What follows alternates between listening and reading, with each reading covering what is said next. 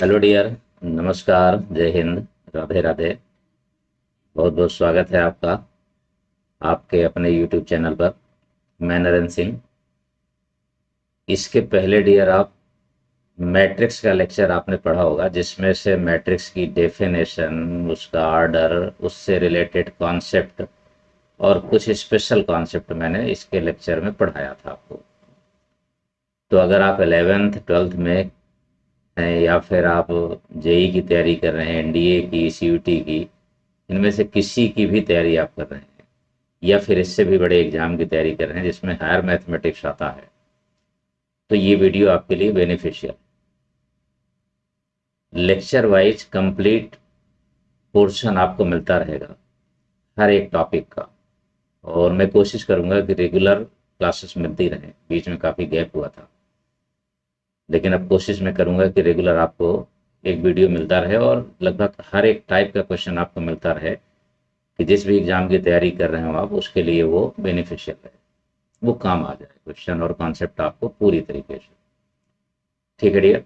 तो अभी तक अगर आप सब्सक्राइब नहीं किए हैं तो बिल्कुल कर लीजिएगा। और मैं पूरी कोशिश करूंगा कि एक अच्छा टॉपिक आपका तैयार हो, एक अच्छा सिलेबस आपको तैयार हो जाए, रेगुलर बेस पे आपको वीडियो मिलता रहे। मेरी कोशिश पूरी रहेगी ये। बस आपको तैयार करना होगा और एक नए कॉन्सेप्ट से मुलाकात आपको होती रहेगी यहाँ पर। आज हम शुरुआत करने जा रहे हैं कंस्ट्रक्शन ऑफ मैट्रिक्स का, कि अगर हम किसी मैट्रिक्स को बनाते हैं तो उसमें से क्या खास होता है, कैसे बनता है ये उसमें। तो कंस्ट्रक्शन ऑफ मैट्रिक्स का मतलब है कि हम मैट्रिक्स को बनाएंगे। मैट्रिक्स की डेफिनेशन आपने इसके पहले लेक्चर में पढ़ी थी। अब यहाँ पर हमें देखना है कि मैट्रिक्स बनेगा तो क्या करना होगा उसमें से। तो सपोज करिए डियर कि मैट्रिक्स आपके पास इस तरीके का गिवन है। Matrix A equal to A I j order m cross n है, और आपके पास एक कंडीशन दी हुई है a I j equal to something. कुछ भी कंडीशन दी हो सकती है, ये कोई भी कंडीशन हो सकती है, लेकिन वो क्या होगी, इंक्लूडिंग आई जे, उसमें आई जे भी शामिल होगा, साथ में कोई कांस्टेंट भी जरूर शामिल होगा, या फिर आई जे में ही केवल हो सकता है। तो आपको क्या करना है कि इसको चेंज करना है आपको, और मैट्रिक्स एलिमेंट में बदल करके लाना होगा आपको डियर इसमें से। ठीक है ना, मैट्रिक्स एलिमेंट में इसको बदल करके आपको लाना होगा। एग्जाम्पल के लिए आते हैं हम, जैसे हमने लिखा है यहाँ पर A equal to I J, 2 by 2 का मैट्रिक्स है, और यहाँ पर हमारे पास गिवन है एक कंडीशन। अब कंडीशन कुछ भी हो सकती है डियर, ये आपको ध्यान रखना है। कंडीशन कुछ भी हो सकती है, किसी भी तरीके की कंडीशन थी, लेकिन होगी तो आई जे में ही ना, किसी भी कांस्टेंट के साथ भी। तो हम उस जो है मैट्रिक्स को बना सकते हैं, चाहे वो उसका ऑर्डर कुछ भी हो, 2 बाई 2 हो, या फिर 3 बाई 3 हो, या 2 बाई 3 हो, 3 बाई 2 हो, कुछ भी हो, बनाया जा सकता है डियर। ठीक है ना। तो अब यहाँ पर एक एग्जाम्पल आप यहाँ देखिए, क्वेश्चन है इसमें से। यहाँ पर तो मैंने आपको इसमें दिया हुआ है, ठीक है ना। यहाँ पर ये जो मैट्रिक्स ये एग्जाम्पल है, इसी का सॉल्यूशन है, यहाँ पर देख लीजिए। हमने ए इक्वल टू 2 बाई 2 में चेंज कर दिया। जब 2 बाई 2 का डियर इसमें चेंज करेंगे तो श्योर है कि यहाँ पर 1 1 भी होगा, 1 2 भी होगा, यानी first row first column, first row second column, second row first column, second row second column का एलिमेंट्स बनेगा इसमें। आप ऐसे लिख देंगे पहले। जब ऐसे लिख देंगे, इसके बाद फिर आ जाएंगे कहाँ पर डियर, जब आपने आप किसी मैट्रिक्स को इस तरीके से बना दिया, तो फिर आपको निकालना होगा कि A11 क्या होगा, जो कंडीशन दी है। तो यहाँ पर आप देख सकते हैं कि इसमें 2 टू पावर आई प्लस बाद में जे लिखा होगा। ठीक है ना। तो यहाँ पर भी वही कंडीशन आपको करना है, 2 टू पावर, या ये 1 रखेंगे पहला, दूसरा फिर जे रखेंगे, तो 3 आ गया। फिर जब 1 2 लेंगे तो फिर आई के प्लेस पर 1, जे के प्लेस पर 2, तो 4 आ जाएगा। फिर इसी तरीके से 21 लेंगे तो आई के प्लेस पर 2 और जे के प्लेस पर 1, तो 5 आ जाएगा। 2 2 करेंगे, जब आप आई और जे दोनों को 2 करेंगे तो 6 आ जाएगा। तो ये आपके पास मैट्रिक्स हो गया। अब जब डियर मैट्रिक्स हो जाएगा कंस्ट्रक्शन का, तो फिर कुछ और भी पूछ सकता है वो। फिर कोई भी चीज़ पूछ सकता है आपसे, डिटर्मिनेंट पूछ सकता है, या फिर किसी तरीके का भी मल्टीप्लिकेशन या कुछ भी पूछ सकता है वो, लेकिन कंस्ट्रक्शन के बाद। ठीक है ना। तो एक क्वेश्चन यहाँ पर लेते हैं। क्वेश्चन में गिवन है A equal to A I J, 3 by 3 का मैट्रिक्स है। इसका डिटर्मिनेंट डियर आपके पास गिवन है, डिटर्मिनेंट है 2, और कह रहा है कि बी इक्वल टू एक मैट्रिक्स है जिसका ऑर्डर एक ही तरीके से ही 3/3 है, ठीक है ना, जैसे ये 3/3 का है, और साथ में बी आई जे लिखा हुआ है, यानी एलिमेंट लिखा हुआ है 2 to the power i+j। तो कह रहा है डिटर्मिनेंट बी की वैल्यू क्या होगी, डिटर्मिनेंट बी की वैल्यू आपको निकालना है। तो सबसे पहले डियर इसमें जरूरी है कि आपके पास मैट्रिक्स ए का डिटर्मिनेंट है 2। तो पहले तो आप मैट्रिक्स ए बनाइए उसको। जब मैट्रिक्स ए बनाएंगे तो 3/3 का है, तो ये हो गया 11, फिर ये सेकेंड रो हो जाएगी, फिर ये थर्ड रो हो जाएगी, और इसके बाद फिर ये हो जाएगा 12, 13, ये एलिमेंट्स हो गए 3/3 के। A22 होगा, A23 होगा, और यहाँ पर होगा A31, 32 हो जाएगा, और A33, ये 3/3 का मैट्रिक्स तैयार हो गया डियर। लेकिन जब इसको हम डिटर्मिनेंट में लिखेंगे तो डिटर्मिनेंट में आपको पता है कि केवल वर्टिकल कॉलम में ही लिखते हैं। तो यहाँ पर हो गया 11, यहाँ पर हो गया 12, यहाँ पर हो गया 13, और उसी तरीके से सेकेंड रो में चलेंगे तो 21, 22, 23, ये हो गया 31, 32, 33, ये हो जाएगा। अब इसमें से इसका डिटर्मिनेंट आपके पास 2 गिवन है क्वेश्चन में। अब जरूरत है बी की, तो मैट्रिक्स जब बी को बनाएंगे आप तो श्योर है कि आप एलिमेंट्स वही लिखेंगे उसी तरीके से एग्जैक्टली, B11, B12, B13, ये हो जाएगा B21, B21, B22, B23, और इसके बाद B31, B32, B33, ये एलिमेंट्स आपने बना दिए मैट्रिक्स बी के। क्वेश्चन में बी का जो एलिमेंट है वो आप देख रहे हैं कि जब यहाँ पर 1 1 रखेंगे आप तो यहाँ भी 1 1 हो जाएगा, तो 2 आ जाएगा, यानी इन्हीं दोनों का सम आ जा रहा है, इन्हीं दोनों का सम आ जा रहा है डियर, इन्हीं दोनों का सम आ जा रहा है, ठीक है ना। तो इन्हीं दोनों का सम आ जा रहा है तो हम डायरेक्ट इसका यूज कर देंगे। लेकिन अगर इसी के साथ हम यहाँ पर लिख दें, इसी जगह पर हम कर दें यहाँ पर कि Aij इंटू Aij, मतलब यहाँ पर ए का एलिमेंट भी साथ में आपको लेना है। तो जब ए का एलिमेंट भी लेंगे डियर तो क्या बनना शुरू हो जाएगा, आपने 1 1 लिया तो A11 हो जाएगा, और 2 की पावर भी 1 + 1, तो जितना ये दोनों का सम है उतने 2 की पावर ऐड करते जाइए, ये हो गया। फिर आपने 1 2 लिया, 1 2 लेंगे तो 3 आएगा, तो 2 की पावर 3 हो गया। फिर आप 1 3 लेंगे तो 2 की पावर 4 हो जाएगा। सेम कंडीशन पर दूसरे पर भी आ जाएगी, तो यहाँ पर हो जाएगा 21, तो फिर 2 to the power 3 हो जाएगा, ठीक है ना।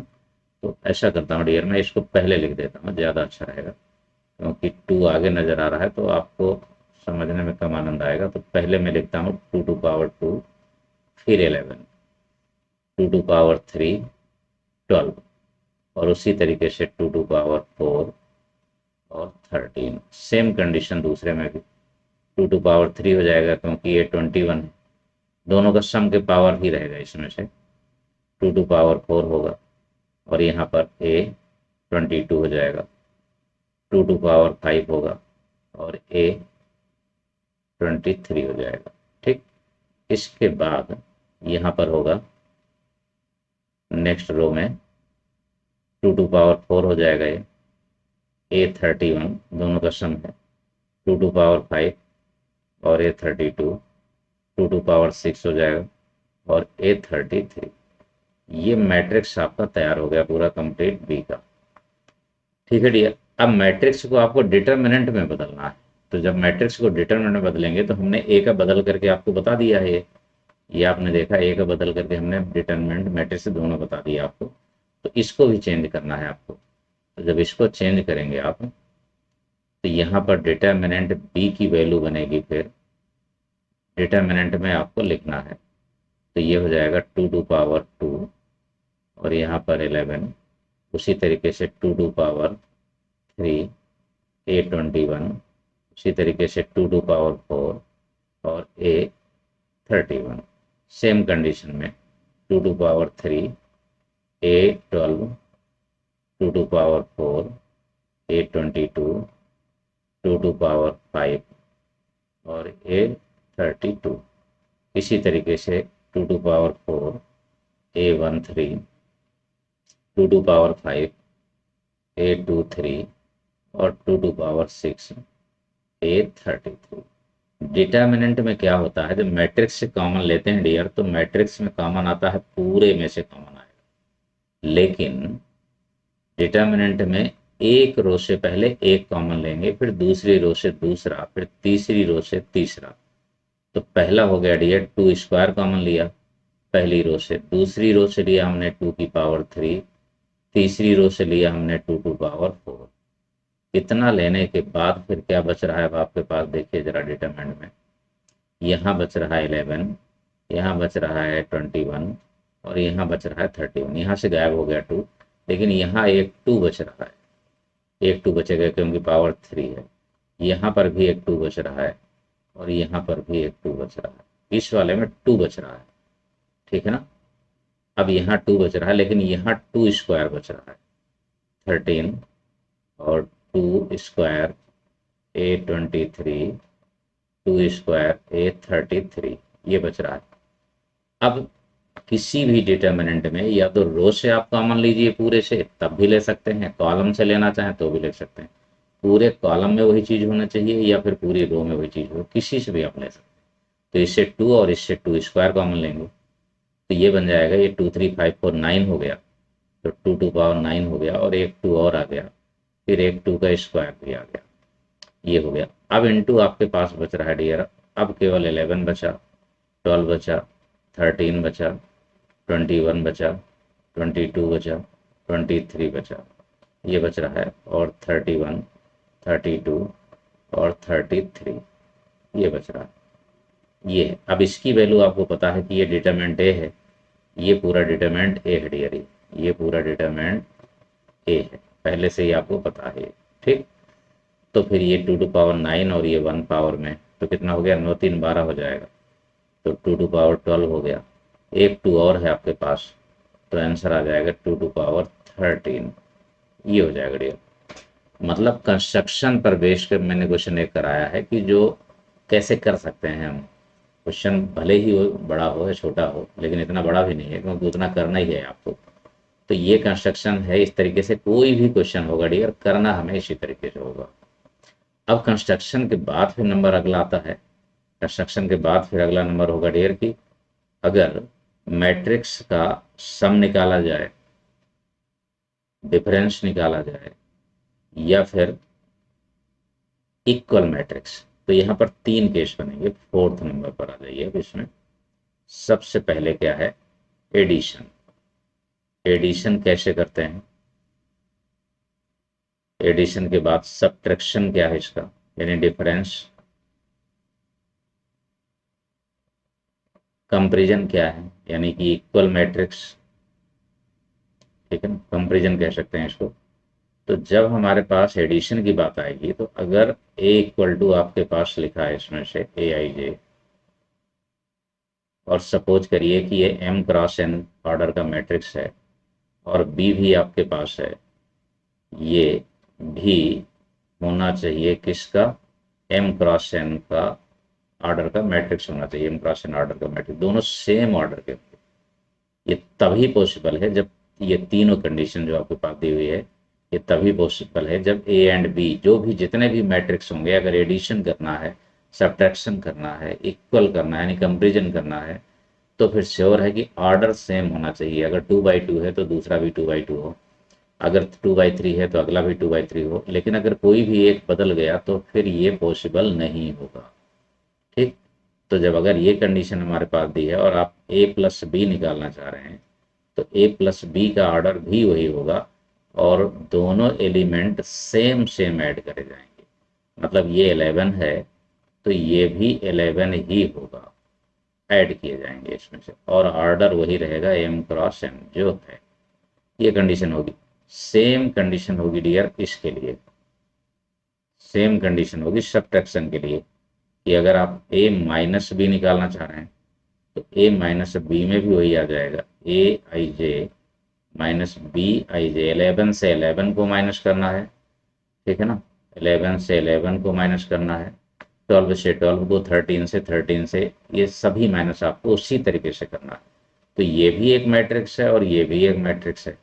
जब इक्वल की बात आ जाएगी इसमें, तो जब आप ए इक्वल टू बी करेंगे, ए इक्वल टू बी जब मैट्रिक्स होगा, तो श्योर है कि यहाँ पर कंडीशन होगी कि अगर ए आई जे ले रहे हैं आप, तो ये किसके इक्वल होगा, बी आई जे के इक्वल होगा। तब हम कहेंगे कि इक्वल मैट्रिक्स है। मतलब अगर 11 का 11 के इक्वल है, ए 11 बी 11 के इक्वल है, ए 12 बी 12 के इक्वल है, तो हम कहेंगे कि इक्वल मैट्रिक्स है और कंपेरिजन कर सकते हैं। ठीक, तभी हम माइनस कर सकते हैं। मतलब कुल मिलाकर के यहाँ पर एक बात ये आई कि if A and B have same order, have same order, same order, then some difference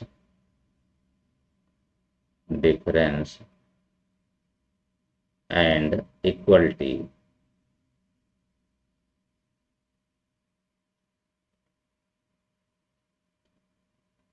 are possible, are possible। ये तभी पॉसिबल होंगे, अदरवाइज नहीं। ठीक है ना डियर, ये तभी पॉसिबल होंगे जब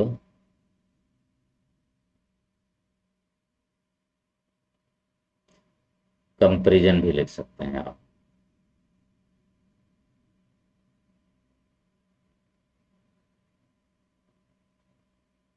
ठीक है, कंपैरिजन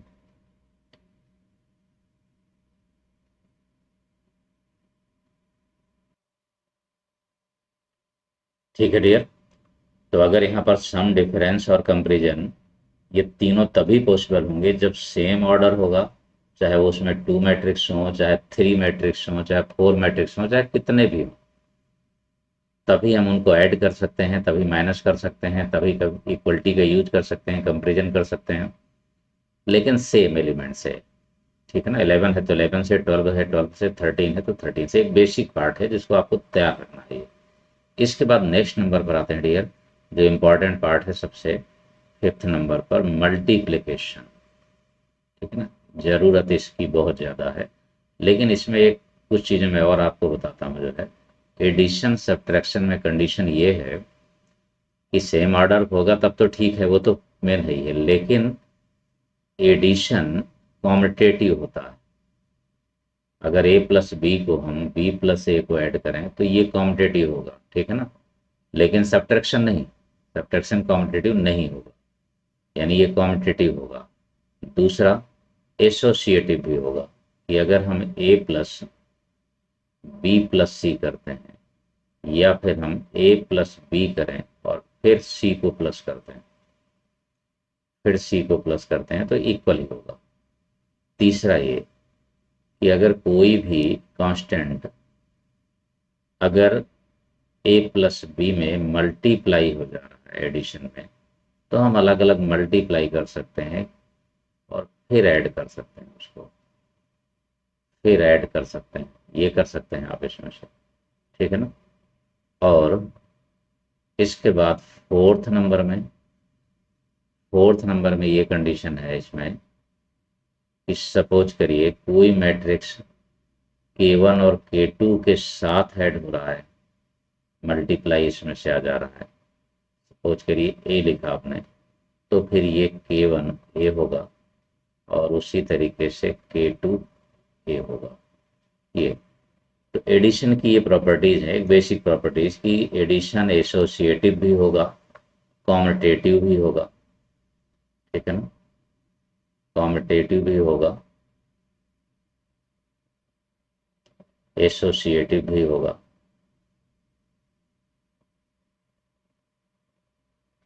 ठीक है ना, और इसके बाद किसी स्केलर का मल्टीप्लाई करेंगे तो अलग अलग पार्ट में भी हो सकता है वो।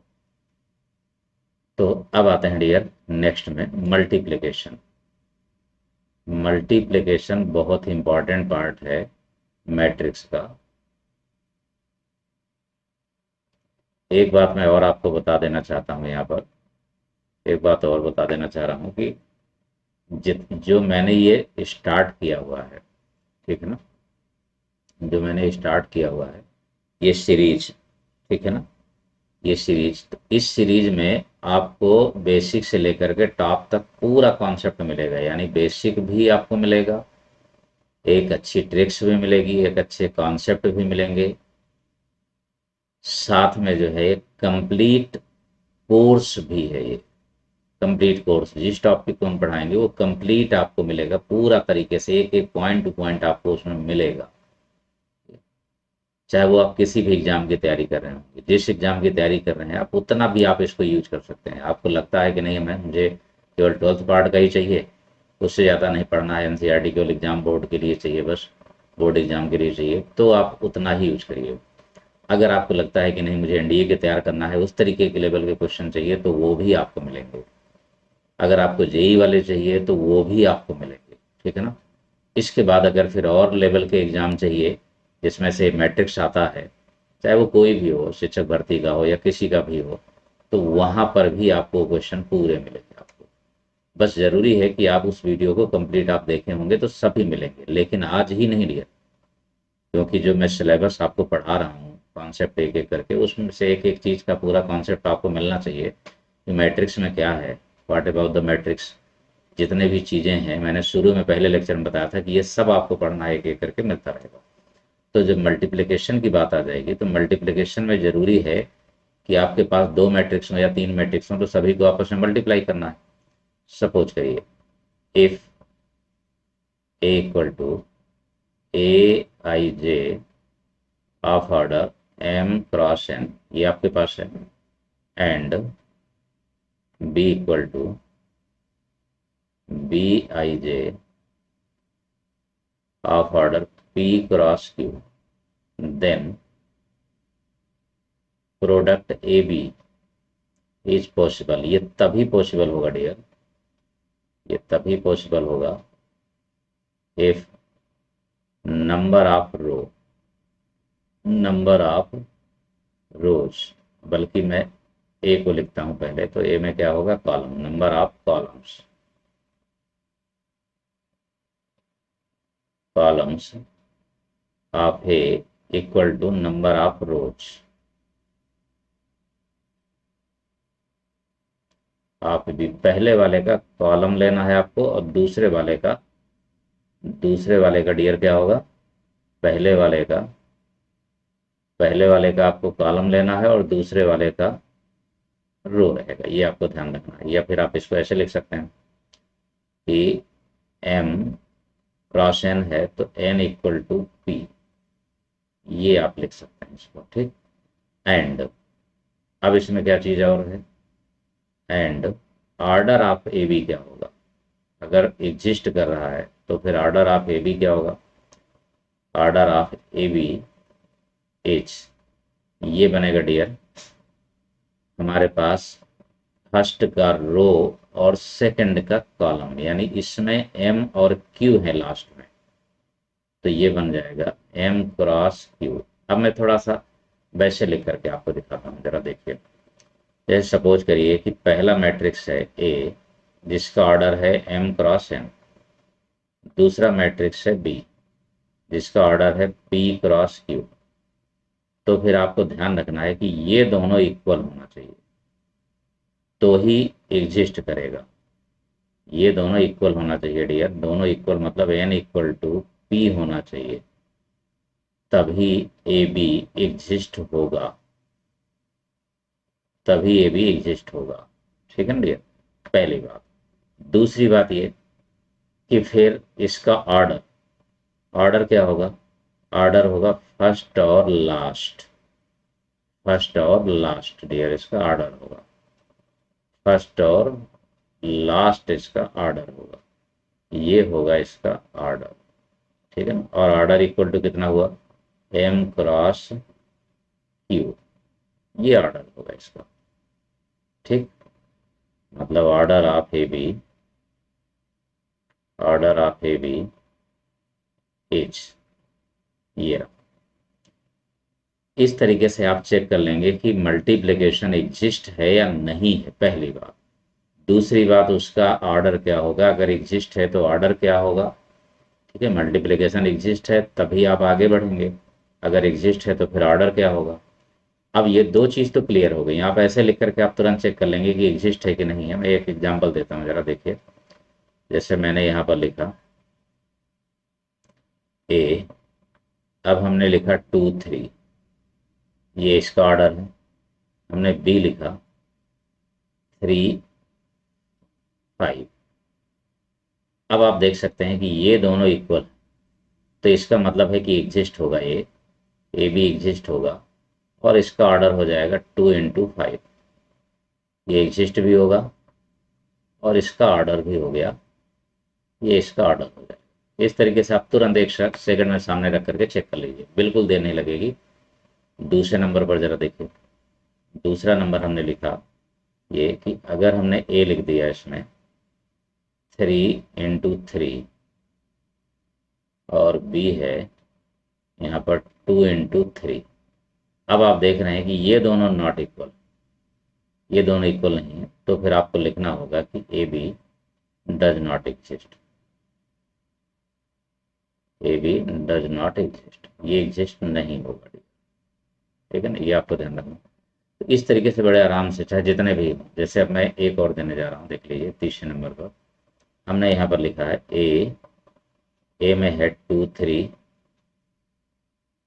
फिर हमने बी लिखा तो 3 4, ये हो गया। फिर हमने सी लिखा 4 × 2। अब आपको ए बी सी निकालना है। अब आपको चेक करना है कि ए बी सी एग्जिस्ट है कि नहीं, मतलब 3 मैट्रिक्स भी दे सकता है इसमें से, 3 मैट्रिक्स भी आपके पास देगा। तो पहले ए बी को चेक करिए आप। जब आप ए बी को चेक कर रहे हैं इसमें से, तो आप देख रहे हैं कि 3 और 3 सेम है, तो फिर इसका ऑर्डर 2 और 4 हो गया।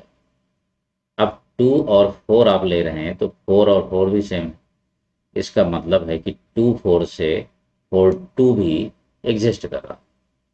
ठीक है ना, ये भी दोनों इक्वल हैं, ये भी दोनों इक्वल हो गए और ये भी दोनों इक्वल हो गए। तो फिर ऑर्डर कितना होगा, तो फिर ऑर्डर होगा डियर फर्स्ट का फर्स्ट और लास्ट का लास्ट, ये हो जाएगा। यानी ये ए बी सी एग्जिस्ट भी हो रहा है साथ में, और इसके साथ एंड लिखना है आपको ऑर्डर। तो ऑर्डर इसका हो जाएगा डियर कितना, 2/2, ये बनेगा ये। तो इस तरीके से अगर प्रोडक्ट में चाहे जैसा भी लिखा जाए, अभी आगे बहुत कुछ मिलेगा डियर। अभी तो मैंने कहा ना कि आपको बेसिक कॉन्सेप्ट मैं बता रहा हूँ पूरा यहाँ पर, आगे तो अभी बहुत कुछ मिलना है। कि इसी मल्टीप्लिकेशन का साथ यूज होगा, ट्रांसपोज का यूज होगा, साथ में एडजॉइंट का यूज होगा, इनवर्स का यूज होगा, बहुत कुछ है अभी। लेकिन पहले बेसिक तो पता होना चाहिए पूरा। अगर आपको आता है तो भी रिवाइज करिए और इंतजार करिए कि उन क्वेश्चंस का जो आगे आपको मिलने वाले हैं, आज नहीं तो अगले लेक्चर में मिलेंगे। ठीक है ना, किसी न किसी लेक्चर में शुरुआत होगी और कुछ ना कुछ नया जरूर आपको मिलेगा। हर एक लेक्चर में आप समझ लीजिए, आपने पढ़ा भी होगा तब भी कुछ नई चीज़ आपको मिलेगी। अब जब हम मल्टीप्लिकेशन करते हैं, अब बात आती है कि मल्टीप्लिकेशन करेंगे कैसे भाई। तो सपोज करिए कि आपके पास 2 मैट्रिक्स हैं, इनमें से एक मैट्रिक्स है ए आई जे, ठीक, जो कि m×n का है। दूसरा मैट्रिक्स है बी, जो है बी आई जे, वो सपोज करिए कि n×p का है। दोनों सेम है, n सेम है, तो m×p का मैट्रिक्स बनेगा ए बी। तो जो डियर ए बी का एलिमेंट आएगा वो आपको ध्यान रखना है। ए बी का जो एलिमेंट बनेगा, तो पहले का आप R1 लेंगे और दूसरे का C1 लेंगे, दोनों का प्रोडक्ट करेंगे। यानी ए का R1 यानी रो 1 और फिर C1 कॉलम C1, दोनों का मल्टीप्लाई करके एक एलिमेंट बनेगा। अब इसी R1 में दूसरे का लेंगे, ठीक है ना, इसी R1 में दूसरे का लेंगे, दूसरे कॉलम का, इसी R1 में फिर उसी रो में फिर आप कॉलम तीसरे करेंगे। अब रो बदल जाएगी, यानी बनना वही है डियर। अगर आपको ध्यान रखें तो याद रखिएगा कि 11 12 13 वही बनेगा। तो जैसे आपको लगे कि मल्टीप्लिकेशन भूल रहा है क्या, किस में करना है, तो 11 यानी 11 का मतलब है पहली रो और पहला कॉलम का मल्टीप्लाई। फिर 12 का मतलब पहली रो दूसरे कॉलम को मल्टीप्लाई, ऐसे आप तो बड़े आराम से इसको निकाल लेंगे, बना लेंगे डियर। अब यहाँ R2 से शुरू हो जाएगा, C1 रहेगा, फिर R2 है C2 रहेगा, फिर R3 है C3 रहेगा, फिर उसी तरीके से, एक मिनट डियर, यहाँ R2 है R2 C3, ठीक। फिर अब R3 शुरू हो जाएगा इसी तरीके से, R3, फिर R3, और यहाँ पर C1 रह गए, ठीक है ना, यहाँ पर C2, और यहाँ पर R3 C3। इस तरीके से डियर आप मल्टीप्लाई आप कर ले जाएंगे किसी भी मैट्रिक्स में, ठीक है ना, किसी भी मैट्रिक्स में मल्टीप्लाई आपको कर लेना है। पहली बात ये, एक एग्जांपल छोटा सा हम ले लेते हैं जल्दी से। सपोज करिए यहाँ पर है एग्जांपल में इफ ए इक्वल टू 2 3 4 5 ये लिया हमने, और बी हो गया 1 -2 3 -3 4, ये हो गया। अब आपको निकालना है ए बी। अब आप यहाँ देख सकते हैं, जैसे सपोज करिए मैंने ये 3/3 का लिया है, इसके अकॉर्डिंग नहीं लिया है। अगर आप चाहें तो इसको बना सकते हैं, जैसे लिखना चाहें आप तो यहाँ कर दीजिए। 3/3 का हमने लिया है तो 3/3 आप कर सकते हैं, इसको समझने के लिए कोई दिक्कत नहीं है इसमें से। 3/3 तो ये भी 3/3 का प्रोडक्ट भी जो बनेगा उतने का ही बनेगा, अगर ऑर्डर सेम है तो फिर ए बी जब हम बनाएंगे तो ए बी जो है बनेगा, ये भी 2/2 का है और ये भी 2/2 का है। अब इसके बाद ए बी जब बनाएंगे तो पहली रो का आपको एलिमेंट का मल्टीप्लाई करना है। कैसे करना है, जैसे सपोज करिए आपने ले लिया पहला 2 और 3, ये हो गया। इसमें मल्टीप्लाई करना है पहले कॉलम का 1 और 3 का। तो आप क्या करेंगे, फर्स्ट से फर्स्ट का और सेकंड से सेकंड का, तो 2 × 1 हो गया। अगर माइनस प्लस है तो प्लस माइनस जो भी है वो कर दीजिए। 3 × 3 तो 9 और 2 11 आ गया, 9 2 11 आ गया। इस तरीके से मल्टीप्लाई करना है आपको। 11 पहले से पहला, दूसरे दूसरा, यानी हॉरिजॉन्टल ऐसे चल रहा है और वर्टिकल ऐसे चल रहा है, तो फर्स्ट फिर इसका फर्स्ट, सेकंड फिर इसका सेकंड, थर्ड फिर इसका थर्ड, ऐसे आपको मल्टीप्लाई करते जाना है डियर, एक सीरियल से। मतलब ऐसे हॉरिजॉन्टली आगे बढ़ते जाना है, वर्टिकली नीचे उतरते जाना है। तो बहुत जल्दी सही समझ करके कर लेंगे, कभी गलती नहीं होगी, रटना भी नहीं होगा कहीं भी। तो जैसे यहाँ पर आपने किया तो 2 से 1 का तो 2 हो गया, 3 3 या 9 हो गया, माइनस का 3 है यार ये, तो -9 आ जाएगा यहाँ पर। -9 आएगा तो -9 में फिर बन जाएगा ये, 9 में से -9 में से 2 निकल गया तो -7 हो जाएगा। तो ये हो गया -7, ठीक। ये -7 हो गया। दूसरे कॉलम में करिए तो -2 से 2 करेंगे, पहले से पहला, तो -4 आएगा। फिर 4 3 या 12 हो जाएगा, 12 में से -4 निकल गया तो 8 बच जाएगा, ये हो जाएगा, ठीक। इसके बाद फिर दूसरी रो में सेम कंडीशन, 4 में से 1 का और 5 में से -3 का, तो 15 हुआ। -15 में से 4 निकल गया तो -11 आ गया।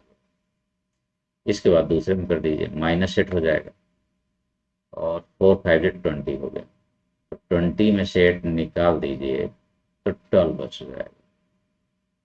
तो ये हो गया 2/2 का आंसर। इस तरीके से आप मल्टीप्लिकेशन आप कर सकते हैं किसी का भी। अब इसके बाद कंडीशन इसमें से याद आती है डियर कि अगर दो मैट्रिक्स हैं तो ये कॉम्यूटेटिव नहीं होता इनका प्रोडक्ट, यानी A B equal to B A नहीं होगा, मतलब नॉट कॉम्यूटेटिव, ये जो है कॉम्यूटेटिव नहीं होगा, पहली बात। दूसरी बात, ये एसोसिएटिव होगा। अगर आपने ए बी सी का पहले कर दिया इनटू, और फिर ए बी का कर दिया आपने, और फिर सी का किया, तब भी बराबर होगा, यानी एसोसिएटिव होगा, एसोसिएटिव होगा डियर, ठीक है ना, एसोसिएटिव होगा। थर्ड में क्या है, थर्ड में आपको ध्यान रखना है कि अगर किसी भी एलिमेंट का आपने मल्टीप्लाई किया, सपोज करिए कि दो मैट्रिक्स हैं और उनमें से आपने मल्टीप्लाई किया यहाँ पर ऐसे, तो सभी का पूरे मैट्रिक्स पर ही हो जाएगा, ए प्लस बी का जो एडिशन आएगा उसी में आपको मल्टीप्लाई पूरा कर देना है। फोर्थ नंबर में ये कि जब आप ए में मल्टीप्लाई करेंगे, जैसे सपोज करिए ए लिखा हुआ है, ए इक्वल टू बी लिखा है, अब आप सी का मल्टीप्लाई कर रहे हैं तो सी का लेफ्ट में कर रहे हैं तो लेफ्ट में ही करना है, या तो फिर सी का राइट में करना चाहते हैं, जैसे राइट में किया हमने, तो अगर राइट में करना चाहते हैं तो राइट में करिए, लेफ्ट में करना चाहते हैं तो लेफ्ट में ही करिए। लेकिन ध्यान रहे कि या तो दोनों के राइट में होगा या तो दोनों के लेफ्ट में होगा, यानी कि लेफ्ट कैंसिलेशन राइट कैंसिलेशन भी होता है, तो उसी तरीके से लेफ्ट मल्टीप्लिकेशन और राइट मल्टीप्लिकेशन भी होता है, ये आपको ध्यान रखना है। फिफ्थ में ऐसा नहीं हो सकता कि आप ए बी लिखा है तो आप सी का ए के पहले कर दें, ठीक है ना, ये जैसे क्यों, क्योंकि A B equal to B नहीं होता है भाई, इसलिए ऐसा होगा डियर। ठीक, अगर हम ए का मल्टीप्लाई आई में करें यूनिट मैट्रिक्स में, या फिर आई का ए में करें, तो ये कॉम्पिटिटिव होगा बिल्कुल, लेकिन होगा भी एक एक पर। ठीक है ना डियर। अब बाकी चीज़ें फिर आपको मिलेंगी डियर नेक्स्ट लेक्चर में, ठीक है ना। मल्टीप्लिकेशन तक हमने बताया है, अब इसके बाद नेक्स्ट क्लास से हम लोग शुरू करेंगे जो है टाइप ऑफ मैट्रिसेस, और उनमें भी बहुत सारे बेसिक कॉन्सेप्ट हैं ऐसे जो यूज होते हैं अच्छी अच्छी जगह पर, उनको हम एक एक करके क्लियर करते चलेंगे, ठीक है ना। और जब हम काफ़ी कॉन्सेप्ट इसमें पढ़ा ले जाएंगे साथ में डियर, तब फिर एक कॉमन क्वेश्चन पूरा चलता रहेगा, क्वेश्चन अभी भी चलते चलेंगे साथ में, है ना, लेकिन फिर एक साथ चलेंगे क्वेश्चन, जो पीछे का कॉन्सेप्ट आप पढ़े हैं उसका यूज होगा। ओके डियर, तो मिलते हैं हम लोग नेक्स्ट क्लास में, तब तक के लिए नमस्कार, जय हिंद।